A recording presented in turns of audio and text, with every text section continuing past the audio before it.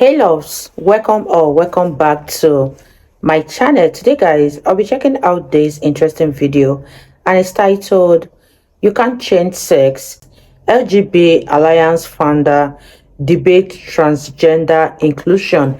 You guys, I'm super excited for this. If you're yet to subscribe to this channel, please consider subscribing. Give this video a massive thumbs up, comment, share, and all that good stuff. And without much ado, let's see what this video is all about. And I'm pleased to say, joining me to debate all this evening is social media influencer Ollie London, a man who is in the process of detransitioning from a trans woman back to a man, and also by veteran LGBTQ activist Peter Tatchell and comedian and radio presenter James Barr, familiar face on this show as well. Also joining us down the line, Bev Jackson, co-founder of LGB Alliance, which promotes the rights of lesbians, bisexuals and gay men. Bev, thank you ever so much. We're going to start in the studio. I want to come to all of you joining me here. You heard what I just said there. Peter, coming to you first. Am I over-egging it by saying I'm not allowed to talk about this because I'm a straight woman? I think you're entitled to your point of view. But obviously, please listen to what LGBT plus people are saying.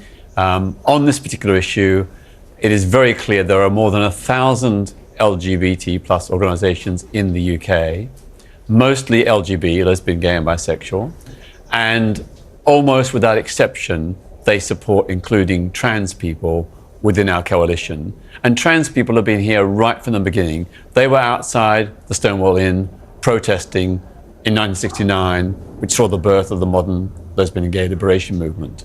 They were also in the London Gay Liberation Front in 1970 and 71, when we began all that half a century and more ago. So trans people have always been part of our community, and we think we should all stick together. United we stand, divided we fall. Really? James, coming to you because you're nodding along there.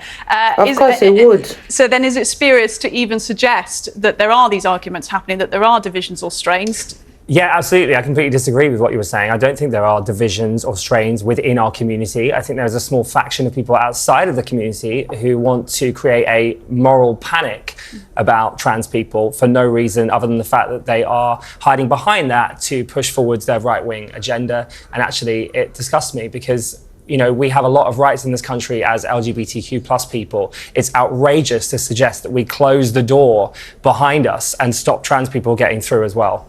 Now, one of my sort of thoughts when I was approaching this show this evening was that we didn't have a trans person who is remaining trans coming to be part of this debate. So I've heard from you both on this, but obviously, Ollie, you are in the process of detransitioning from trans. So I don't know whether the trans community will feel they have. I think I just want to interrupt there, and Ollie, you can disagree, but is it not right to say that you're detransitioning from being transracial, not transgender? Did you ever come out as a transgender? I was transgender. How long were you transgender for? For a year. Because I'd argue that if you were a transgender woman, you're therefore a woman. And if you're saying you're not transgender now, therefore you were never transgender. No, I struggled with my identity my whole life. And, it's the trans community. They're always saying, oh, you shouldn't question someone if they feel trans, if that's how they identify.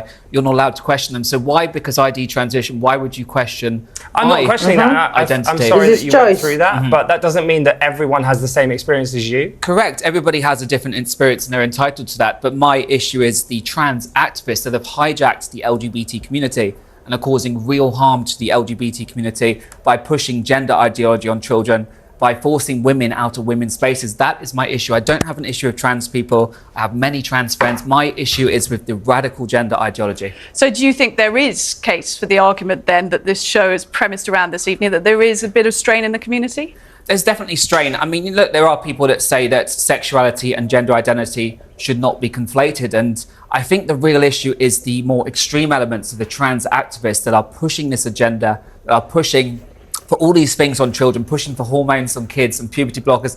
That's the real issue. But again, didn't you spend like £75,000 on surgery to look like a member of BTS? So should we not be talking about BTS indoctrinating children? But then you could say the same about someone that's non-binary. You could say, are they not allowed to identify as how they feel? That's all I was doing. I'm just really suggesting that I was using the same logic. I'm using the same logic as woke people. You can identify as anywhere, LGBTQI plus 2S, Two-Spirit. If somebody can identify as Two-Spirit, I can choose whatever I want. I was struggling with my identity. I've dealt with those issues, and now I'm trying to help children. The LGBT community should be coming together to help children, to find a solution, to support trans people as well, people that have struggled their whole life. But in your journey, I support that, but we also need to respect women. Men shouldn't be in women's spaces. Men shouldn't be in women's sports. We need to I respect totally all agree with people. that. I'm going to come to Wow. Bev now because Bev has also. Wow, you guys, I'll say I agree with what Oli said because he has won the show. He knows exactly where it pinches. Men should not have any reason to be in women's sport. And I love the fact that he says his focus is to protect the children and women too. Kudos to him for thinking about the children because the target of these trans people are the children. Let me know what you guys think about this in the comment section down below. I don't want to understand what all of this is all about, but what I'm thankful for is the fact that Ole is beginning to retrace his step back and is not trying to protect the children. That is all that matters. Let me know what you guys think about this in the comment section down below, and let's continue watching, you guys. Been kind enough to join us this evening. You've been listening to that. I hope you heard all of it, Bev. Yeah, Go ahead. Go ahead. With Respond. great interest. Yeah. Yeah. Happy to join in this discussion. I'd like to respond to a few of the things, but first I think I should clear up that the title is perhaps a little bit misleading. I think this is not a question about the LGB dropping the T, but why the T was added to LGB in the first place. And people perhaps think that it's always been there, but in fact, in the UK, it was only added in 2015. And that no lesbians were consulted at the time. The consultation was all with trans groups. And I think you would have found that lesbians would have been very unhappy. In fact, many lesbians were unhappy when they discovered that the T was added. LGB is about relationships. It's about love, it's about sex, it's about who you're attracted to. Are you attracted to men? Are you attracted to women? Or are you attracted to both? It's very clear sexual orientation. T and Q and all the other letters that have been added since then are about identity issues. They're completely separate, and it's caused a lot of confusion. We've seen how much confusion it's caused with Labour politicians trying desperately to avoid saying what a woman is, and that's quite comic. But it's also caused a lot of tragedy, particularly for lesbians. It's no coincidence that LGBT Alliance was founded by Kate Harris and me, two lesbians, and our CEO is a lesbian, and also the chair of the board is a lesbian. It's lesbians who have suffered from the addition of the T to LGB. And I think your subtitle perhaps should be reading "Campaigners argue that the gay community has been hijacked." But anyway, so what has happened with lesbians? Let me explain why I'm saying that it's a tragedy for lesbians. What we're seeing at the moment, and you can look, that thousands, hundreds of thousands of lesbians are having their breasts removed. You can see tens of thousands fundraising on GoFundMe to have their breasts removed. And this is because it is no longer cool to be lesbian. In fact, I spoke to a 19-year-old recently who said that throughout her secondary school, she'd been told she must be a boy. She must be a boy because she fell for girls. This is the kind of homophobia that is being taught at schools, taught online and spread by peers, so that lesbians don't feel comfortable about being lesbian anymore. This kind of homophobia is a real tragedy. And in fact, the fact that it is being propagated, I think it calls for a public inquiry. How is it possible? 10 years ago, you would have been thought a bit weird if you'd said that men can change into women and women can change into men. And these days, you're called weird if you deny it. The fact is, you can't change sex. Children shouldn't be taught that they can change sex. It's like teaching them, they can fly. Bev. They might jump out of the window and find they can't fly and they can't change That sex. argument's been used so many times. You've brought up a lot of points there, I'm going to say, and that is the kind of the issue with this conversation as a whole, because we're talking about so many different types of people. I mean, in and of itself, I find it fascinating that, I'm talking about lesbians. You're talking about I think the other people are not talking about women. The examples that Bev and Ollie give are totally unrepresentative. Yes, they happen, and I condemn them, but they're not representative. Britain's biggest lesbian celebration, Lesbian Visibility Week, which took place in April, was inclusive of trans and non-binary women. It was celebrated by lesbians.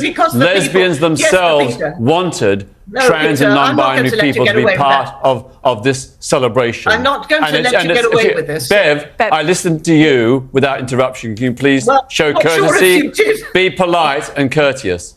Those lesbian women who are behind Lesbian Visibility Week, they included trans and non-binary people with the support of the wider lesbian community.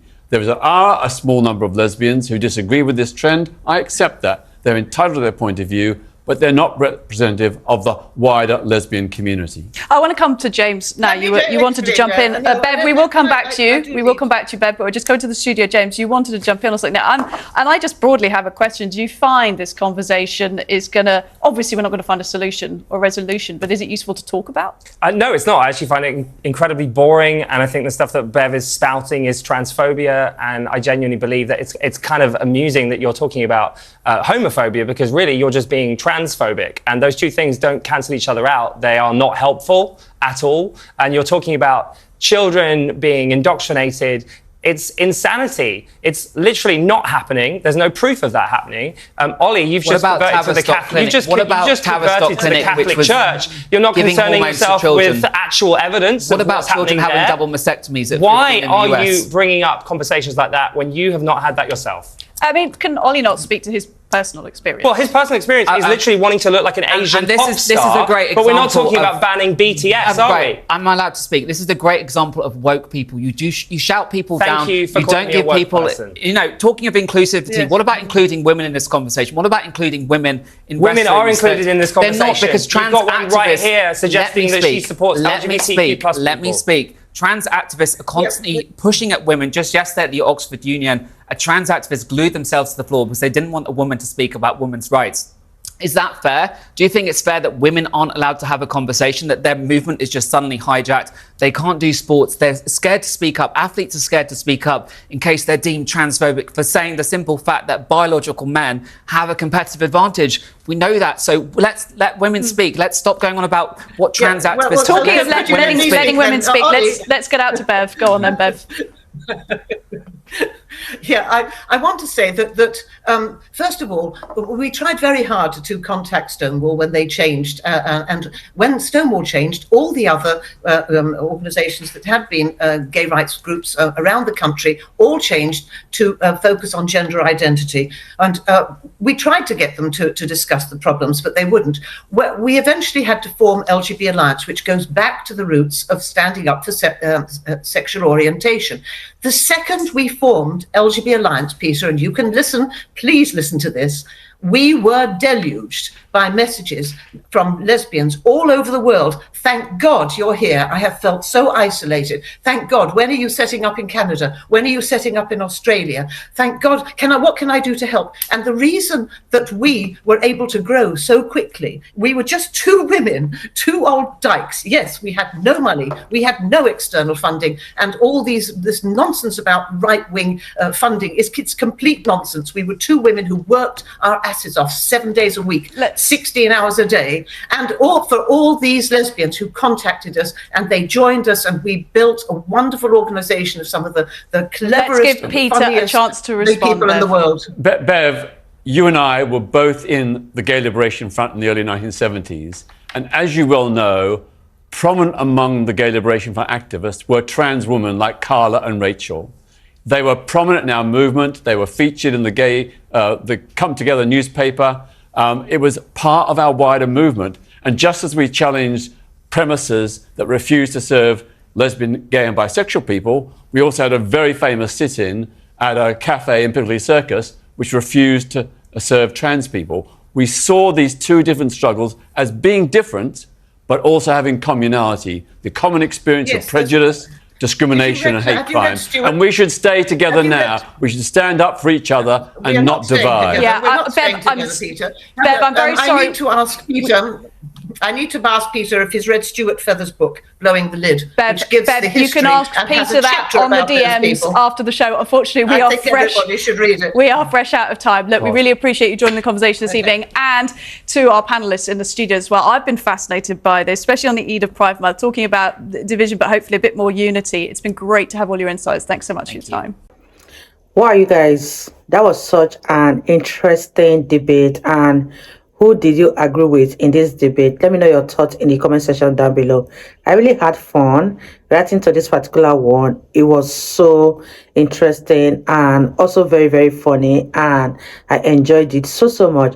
Leave your thoughts in the comment section and I'll see you all in my next video. Bye, guys.